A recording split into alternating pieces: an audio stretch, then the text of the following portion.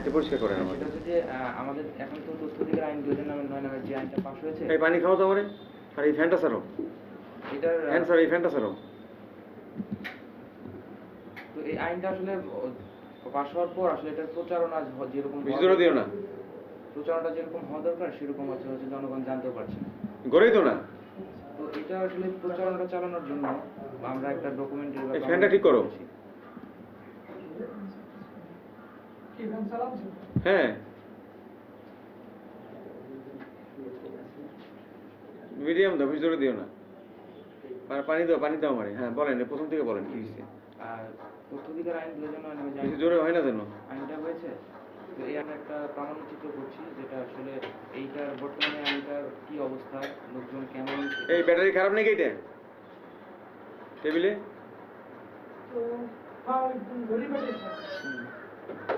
আমাদের এই প্রামাণ্যচিত্রটার মূল বিষয়বস্তু হচ্ছে যে জনগণ এই আইন বা তথ্য দেওয়ার তথ্য অধিকার বলতে তো অনেক কিছু, এই যে ইন্টারনেট যেটা করলো সেটা কি এর মধ্যে? চাল খাবো, ডাল খাবো, খাবো চালের টিন, সবাই থাকুক বুকানাঙা দিনের পর দিন।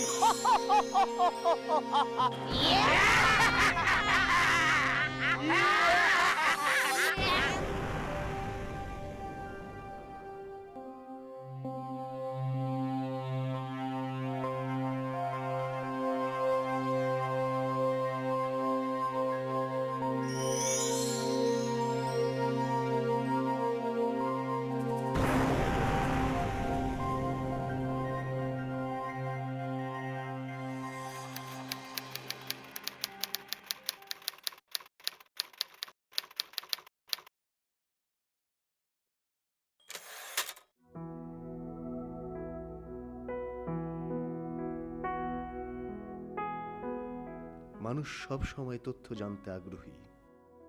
বাংলাদেশের সংবিধান অনুযায়ী জনগণ রাষ্ট্রের সকল ক্ষমতার মালিক, সুতরাং রাষ্ট্রের নাগরিক হিসেবে বিভিন্ন তথ্য জানার অধিকার তার রয়েছে।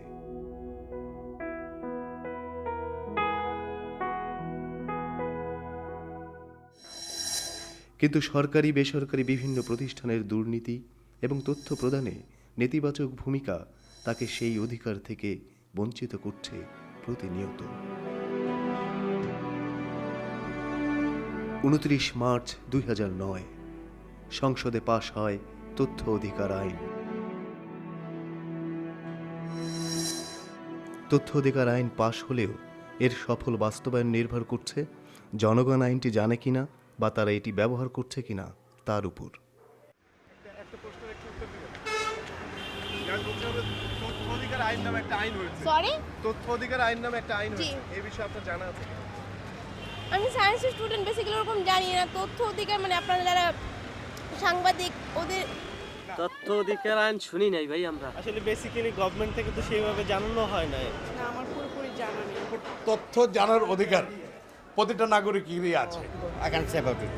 আমার মানে এই মুহূর্তে ইয়ে করতে পারছি না জানি না, আপনি কোন?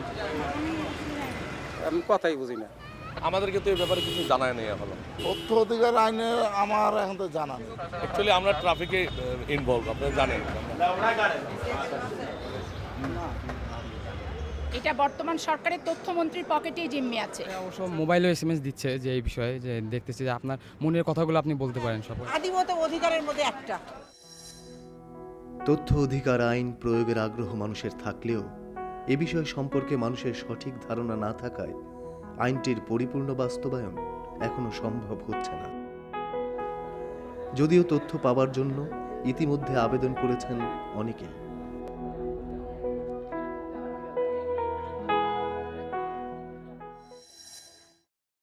যেমন আমরা পেয়েছিলাম বানারীপাড়া বরিশালের মোশারেফ হোসেন মাঝিকে।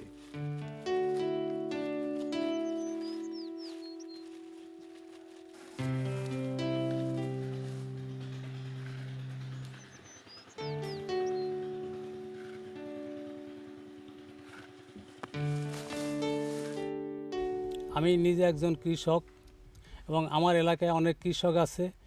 সরকারিভাবে কৃষি অফিসে যে সাহায্য সহযোগিতাগুলো আসে সেগুলো অনুমান করলাম আমরা কৃষকরা সঠিকভাবে পাইতেছি না। বানারীপাড়া উপজেলায় কী পরিমাণ সার, বীজ এগুলো বরাদ্দ আছে 2001 থেকে 10 পর্যন্ত কৃষকের জন্য, এবং যে যন্ত্রপাতিগুলো আসছে সেই যন্ত্রপাতি কাকে কাকে বরাদ্দ দেওয়া হয়েছে এবং বর্তমানে সেই যন্ত্রপাতি যেগুলো আছে অবশিষ্ট সেগুলো কোথায় কী অবস্থায় আছে ইত্যাদি সম্পর্কে আমি আবেদন করি। 2010 সালের মে মাসে আমি উপজেলায় কৃষি অফিসে যাই। যাওয়ার পরে সে কৃষি অফিসের সাথে আলাপ করার পরে সেই তথ্যগুলো দিতে মানে সে বিভিন্নভাবে তালবাহানা করলো, সে আমাকে বিভিন্নভাবে বুঝাইলো। এ কৃষি অফিসার হরিদাস শিকারী উনি এটা ফর্ম পূরণ করছে, আমি এটা আমার দেখতে হবে। আমি বলছি আমি এখন নির্বাচনে ব্যস্ত। 2001 সাল থেকে 10 সাল পর্যন্ত, 10 সাল থেকে 12 সাল পর্যন্ত কোথায় কী কাজ হয়েছে এগুলি সাধারণত আমার যারা নিয়ন্ত্রণকারী কর্তৃপক্ষ তারাই এগুলো দেখার কথা। জেলা অফিসে তথ্য আছে, আপনি সেখান থেকে সব তথ্য নিতে পারবেন। না সেটা কতটুকু জরুরি সেটা আমার তো দেখতে হবে, আমার দেওয়া যাবে কিনা, আমার এখতিয়ার বহির্ভূত আছে কিনা। আছে, অনেক সমস্যা থাকতে পারে। আইন সম্পর্কে আমি যতটা ধারণা না, আমি পুরোপুরি ধারণা এখনও জানি না। এরপরে ওই আইন অনুযায়ী 1 মাসের মধ্যে আমি বরিশাল কৃষি সম্প্রসারণ বিভাগে ডিডির বরাবর কাগজ অ্যাপ্লিকেশন লেখা ওই ফর্মে আমি ওখানে নিজে সরাসরি যাই। যাওয়ার পরে সে আমার এই বলতেছে এই ধরনের কোনো আইন আমাদের জানা নেই, আমরা তথ্য দিতে পারবো না এবং এই কাগজ আমি রাখবো না, আমার অফিসে এই কাগজ রাখবে না। তুমি এই সমস্ত তথ্য দিছো, এটা ভাবমূর্তি নষ্ট হয়েছে। তোমাকে এই সমস্ত তথ্য পাচার করতে কে বলছে? আমি তো আপনাকে তালিকাটা দিয়ে দিলাম, তোমাকে তালিকা দিতে কে বলছে? তথ্য আইন যে হয়েছে এই জিনিসটা তো সবাই জানে, একজন সচিবও জানে, একজন ডাইরেক্টর জেনারেল জানে, আমিও জানি, আপনিও জানেন, সাধারণ কৃষক নাই জানবে। সে তো বল তোমাকে দিতে বলছে কে? যে আইনটা হয়েছে আইনটা তো আমরা পাইনি, না আমরা পাইনি, না আমরা করতে পারিনি। হয়তো আসছে কারো কারো কাছে, ফর্ম আকারে ওই ধরনের কোনো আমার কাছে আসছে না তো, এবং ফর্ম তো আমি ব্যক্তিগতভাবে ফর্মটা দেখিনি। অভিযোগ দায়ের করার জন্য আমার জানা নাই, এটা জানা নেই আপনার? শুনিনি, এই প্রথম শুনলাম। আচ্ছা আচ্ছা। তথ্য কমিশনে আমি অভিযোগ করেছি, সেখানে আমাকে প্রায় 75 দিন পরে আমি মোবাইলে ডক্টর সাদেকা হালিমের সাথে আলাপ হয়। মোশাররফ মাঝি, যার সাথে আমার ব্যক্তিগতভাবে টেলিফোনেও যোগাযোগ হয়েছে, উনি আসলে যে প্রক্রিয়া আবেদন করেছিলেন সেই প্রক্রিয়াটা ঠিক ছিল না। তো ওনার অভিযোগটা আসার পরে আমরা নিজেদের মধ্যে যখন আমরা মিটিং করেছি 3 কমিশনার এবং কমিশনের সচিব সহ, তারপর ওনাকে জানানো হয়েছে যে উনি যেন ওনার আবেদন প্রক্রিয়াটা ঠিক করেন।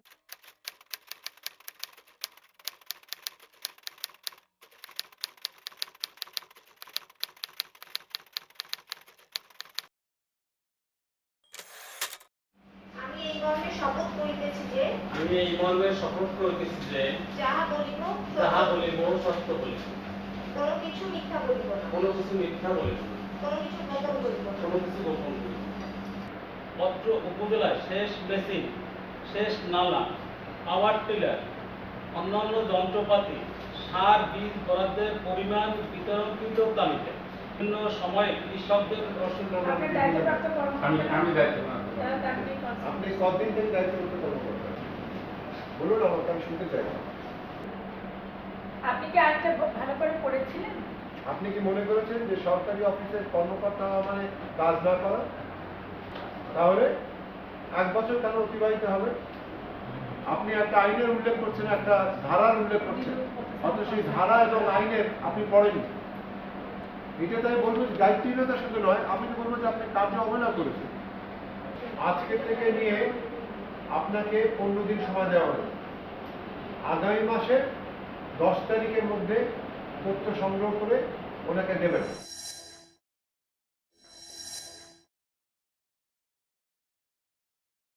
আমি আরটিআইয়ের আওতায় ইলেকশন কমিশনে অ্যাপ্লিকেশন দিয়েছিলাম নভেম্বরের শেষের দিকে অথবা ডিসেম্বরের একেবারে শুরুতে। সেক্ষেত্রে আমি মনে করি যে তথ্যটা যেহেতু আইন দ্বারা নির্ধারিত, এটা জনগণের জানার অধিকার আছে। নির্বাচন কমিশনের কাছে যদি কেউ আবেদন করে, নির্বাচন কমিশন যদি সেটাকে তৃতীয় পক্ষের তথ্য বলে দাবি করে, সেক্ষেত্রে নির্বাচন কমিশন তৃতীয় পক্ষকে চিঠি দেবে যে আপনার তথ্য অমুক চেয়েছে, আমরা কি এটা দিতে পারি।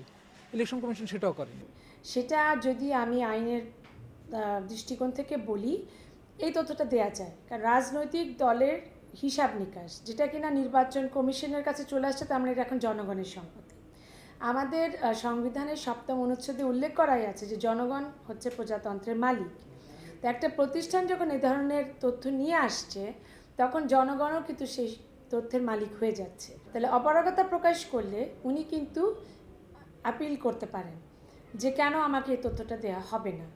এরপরে যদি আপিল করার পরে উনি যদি তথ্য না পান, তাহলে আমার কমিশন আছে আমাদের, উনি এখানে অভিযোগ করতে পারেন। না, আপিল এখনো করিনি, তবে আমি আপিল করব। আসলে আমাদের সরকারি অফিস আদালতগুলো বা স্বায়ত্তশাসিত বা স্বাধীন যেসব প্রতিষ্ঠান বলা হচ্ছে, নির্বাচন কমিশন বলেন, পিএসসি বলেন, বা ওই ইভেন তথ্য কমিশনের ক্ষেত্র বিশেষ, আমি মনে করি আর কি, যে এরা আসলে একটু ব্রিটিশ আমলের ওই অফিস সিক্রেসি অ্যাক্টের বাইরে যেতে পারেনি এখন। অনেক আসলে মনে করে যখনই তথ্য অধিকার আইন শব্দটা শুনে তখন কিন্তু একটা ভীতিরও সঞ্চার হয় যে আমি কি একটা আইনের আশ্রয় নিচ্ছি। কিন্তু এই আইনটিকে সেভাবে দেখলে হবে না, কারণ এই আইনটা একটু ভিন্ন, যেখানে আপনাকে তথ্য দেয়া হচ্ছে। তথ্য অধিকার আইন ব্যবহার করে সফল হয়েছেন নীলফামারীর মুন্না দাস। আমার নাম মুন্না দাস, আমি ছোটোখাটো একটা ব্যবসা করি। আমি আবেদন করেছিলাম ইউনিয়ন স্বাস্থ্য পরিবার কল্যাণ কেন্দ্রে।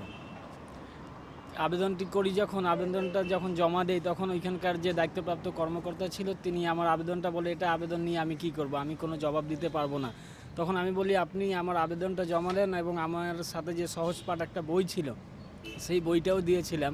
তারপর উনি আমাকে রিসিভ কপি করে দেয়, কিন্তু দ্বিতীয়বার আমি গেলে উনি কোনো জবাব দেয় না। তখন 20 দিন কার্য দিবসের পরেই আমি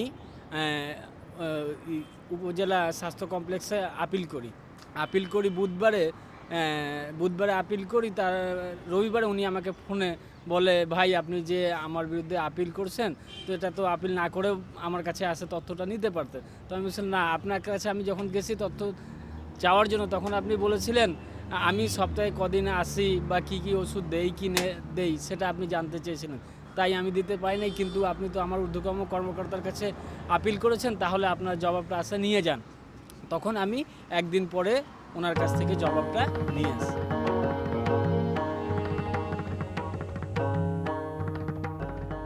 নাগরিক উদ্যোগ একটি মানবাধিকার সংগঠন।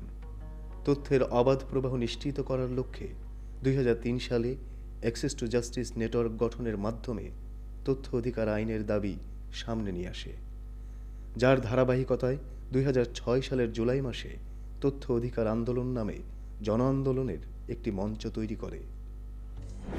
এরপর 2009 সালে আইনটি পাশ হলে এ মঞ্চের দায়িত্ব আরও বেড়ে যায়। তৃণমূল থেকে জাতীয় পর্যায় পর্যন্ত জনগণের মাঝে তথ্য অধিকার আইন প্রচারণা এবং এই আইন ব্যবহার করে সুশাসন ও জবাবদিহিতা নিশ্চিত করার জন্য কাজ করে যাচ্ছে।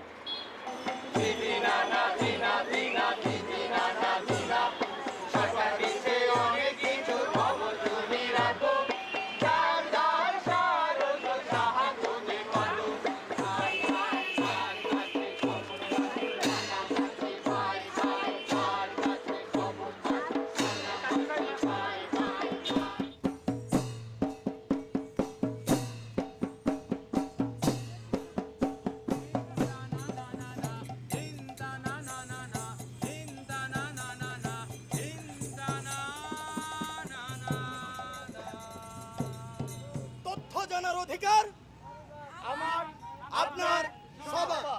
ভাইরা, আপনারা যারা এই নাটকটি দেখেছেন, এই নাটক থেকে কি বুঝেছেন কেউ বলতে পারবেন? আপনারা জানেন তথ্য অধিকার আইন হয়েছে দেশে, জানেন কেউ? জি জানি। জানেন তাই না? আমরা বলি যে সরকারি টাকায় দেশ চলে, সরকারি টাকায় এ হয়, সরকারি টাকায় হয়। সরকারি যে টাকা, সরকারি তহবিলের টাকাটা আসে কোথা থেকে বলেন তো? আমাদের জনগণের ট্যাক্সের পয়সা থেকে আসে। আমাদের ট্যাক্সের পয়সা থেকে। এখানে কে কে ট্যাক্স দেন? হাত তোলেন তো। ট্যাক্স দেন কে কে? 1 2 3 4 5 এতগুলো লোকের মধ্যে 5-6 জন সবাই ট্যাক্স দেয়। ভালো কথা, সবাই ট্যাক্স। 5 জন না। হ্যাঁ ভাই, সব ট্যাক্স দেয়। এই অধিকার তো আমরা চাই না। হ্যাঁ, আমরা ট্যাক্স দেই, এটা আমরা সবাই জানি না। তাই না? কেমনে দেয় একটু বুঝেন।